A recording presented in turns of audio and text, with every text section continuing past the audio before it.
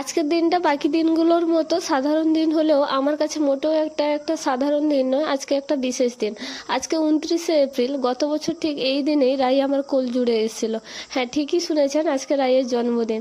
তাই সকাল সকাল রাইকে রেডি করিয়ে মা বাবার সাথে মন্দিরে পাঠিয়ে দিয়েছিলাম, আর সেই ফাঁকে আমি এখানে পটলগুলো ভেজে নিচ্ছিলাম। মানে রান্না বান্না যতটা সম্ভব কিছুটা এগিয়ে রাখার চেষ্টা করছিলাম।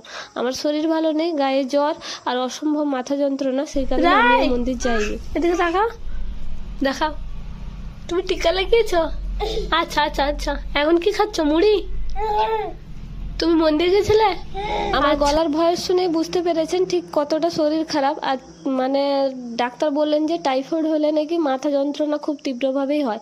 এই যে রান্না বান্না কমপ্লিট করে নিয়েছি, চাটনিটা বসিয়েছি, আর এদিকে পায়েসের জন্য সব কিছু এই যে ঘি দিয়ে চালটা মেখে রেখেছি, আর এদিকে কাজু কিশমিশ ভিজিয়ে রেখেছি। তো রান্না বান্না সব কমপ্লিট, আর সবটাই আমি নিজের হাতে করেছি, কারণ রাইয়ের রান্নার ভার আমি অন্য কারোর ওপর এতটা ভরসা করে দিতে পারি না। আর পোলাওটা আর পনিরটা করব বলে আর সময় পাইনি বলে ওই চালটাল আমি রেখে দিয়েছি, করিনি। পরে কোনো একদিন করে তাকে না হয় খাইয়ে দিব। তো এখানে রেখেছিলাম 7 রকমের ভাজা, ডাল, চাটনি, পায়েস, মিষ্টি আর মাছের তেল ঝাল, এটাই ছিল।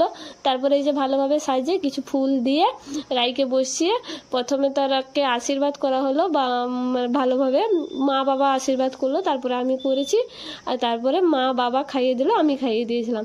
এরপরে আবার বিকেলবেলা যাবো রাইয়ের কেক আনতে। কেকটা অর্ডার দেওয়া আছে আমারই একটা ফ্রেন্ডের কাছে।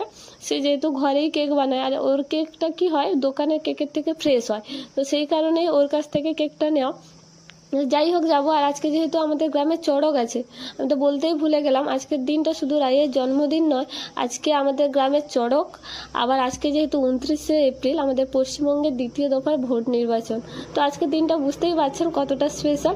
এই যে গেছিলাম, কেক নিয়ে চলে এসেছি, আর রাই তো আমাদের দেখে মানে জড়িয়ে ধরেছে। বাবাকে দেখলে তার আর কোনো কথা নেই। আর এদিকে এই যে আমি নিজে সাজিয়েছি, জীবনে কোনোদিন সাজাইনি, এই প্রথম সাজালাম মেয়ের জন্য। ভাই থাকলে ভাই করতো, ভাই তো ঘরে নেই, সেই জন্য একটু ঝামেলায় পড়ে গেছি। আর এদিকে রাইকে এই যে রেডি করে দিয়েছি। তবে রাই এইসব দেখে প্রচুর কান্নাকাটি করছিল, ভয় করছিল। আর দেখুন ছিঁড়ে ফেলেছে, বারবার হাত দিয়ে ও ছিঁড়ে ফেলছে।